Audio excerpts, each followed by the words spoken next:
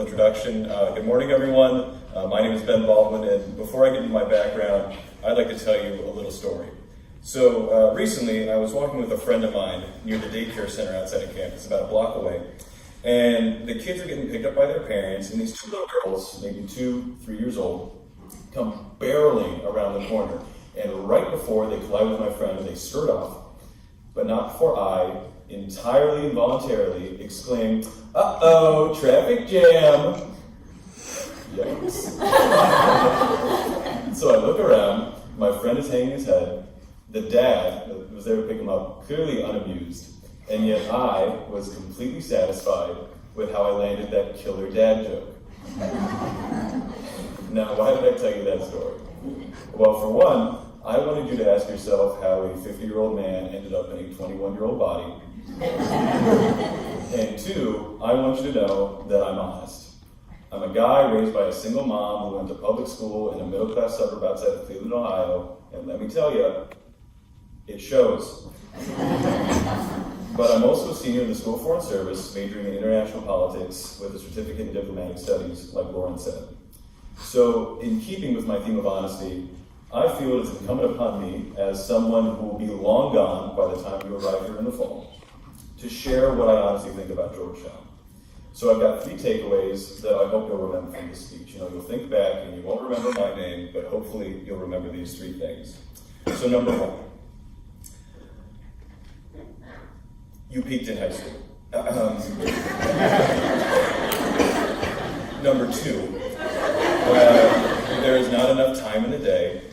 And number 3, the Janissaries were the elite infantry bodyguards of the Ottoman Sultan. So, remember, peaked in high school, no time, and Janissaries. All right. Did you peak in high school? Maybe you're the president of the National Honor Society. You're a natural leader. Maybe you're the valedictorian. You're really smart, and you know that the mitochondria is the powerhouse of the cell. Then you came to Gap, you're in an icebreaker, and now you have to come up with an interesting fact about yourself. So you raise your hand and you say, "My name is Ben, and I do student council." And then everyone else says, "Oh, wow, cool, yeah, me too." And then the person next to you says, "Hi, my name is Ben, and I invented an RFID reader that will change the way we scan groceries."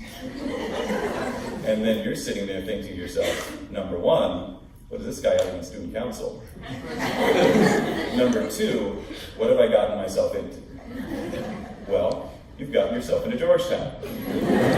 And you'll meet some of the smartest, most outgoing, most ambitious people in your life, and they'll push you to work harder, act kinder, and fill long lists with superlatives. But there will also be times when you question why you're here. I know when I sat here at Gap Weekend 4 years ago, I thought the same thing. What is someone like me doing here? And you'll learn that it does and it doesn't matter where you come from. It doesn't matter because you're accepted into Georgetown, and that's an accomplishment. Whether you went to public, private, charter, or boarding school, or homeschooled, you earned this. And it does matter where you come from because you get to share those experiences with every person that you meet. And you'll make friends from all over the country and all over the world. Folks from Nebraska and Greece, Pennsylvania and Colombia. As someone who likes to say that the most exotic place he's ever been is the Canadian side of Niagara Falls, it's fascinating to meet so many people from so many places.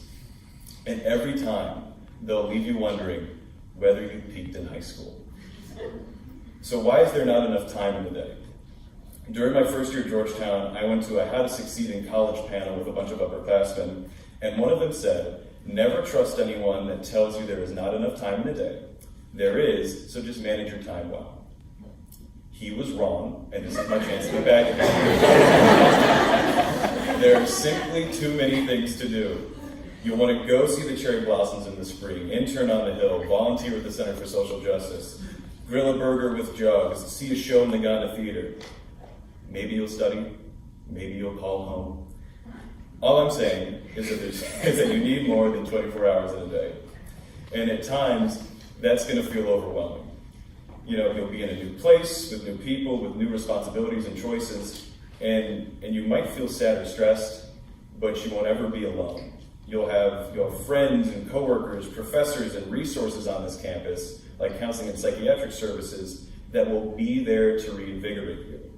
So you can go and visit the monuments, get baked and Mayan cupcakes, and sit down with friends to study and realize that 2 hours have passed and you didn't do any work.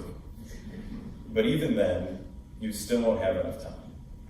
And so finally, why do we need to talk about the Janissaries? Maybe it's because their influence played a key and often bloody role in the Ottoman Empire's system of leadership succession. Or maybe it's because I took 2 classes on the Ottoman Empire and I need to get my money's worth from them, and frankly speaking from experience, the Janissaries do not come up in casual conversation. But that's what you'll find at Georgetown. Fascinating classes on topics you've never heard of, taught by the world's subject experts. And you can look at my transcripts and you'll see courses on meta-ethics, international energy security, and practicing diplomacy abroad. I've had classes taught by ambassadors and military officers, intelligence analysts, and Washington Post journalists. And actually right now, former Secretary of State Madeleine Albright teaches one of my classes. And she even once called on me by name during lecture. So I guess you could say that the secretary and I are close personal friends.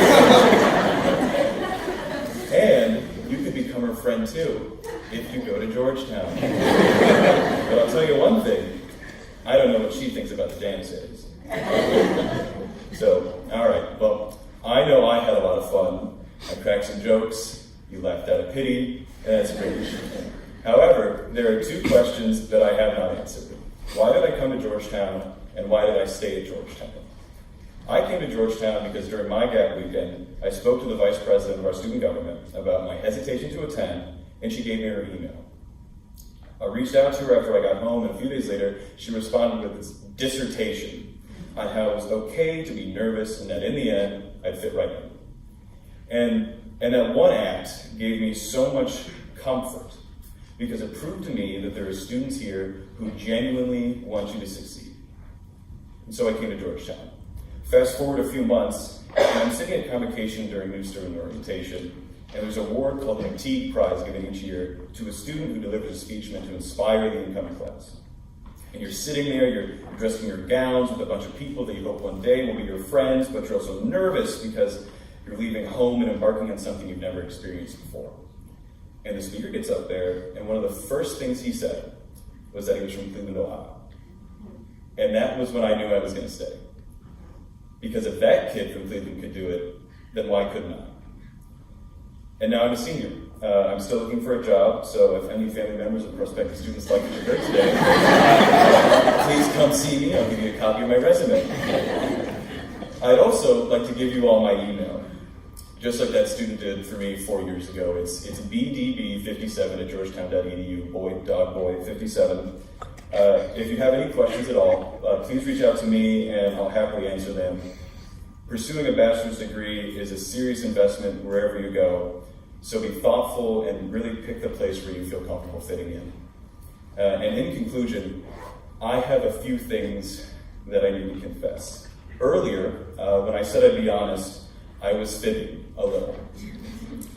So number 1, you won't wonder whether you peaked in high school, because you'll accomplish so many amazing things at Georgetown that you'll wonder whether you peaked in college. Number 2, there are enough hours in the day, even though 4 years on the hilltop seems to go by in an instant. And number 3, everything I said about the Janissaries was true, and that is honestly the main takeaway of this speech. And so finally, I do sincerely hope that you decide to attend Georgetown, because I'm sure glad I did. Thank you very much.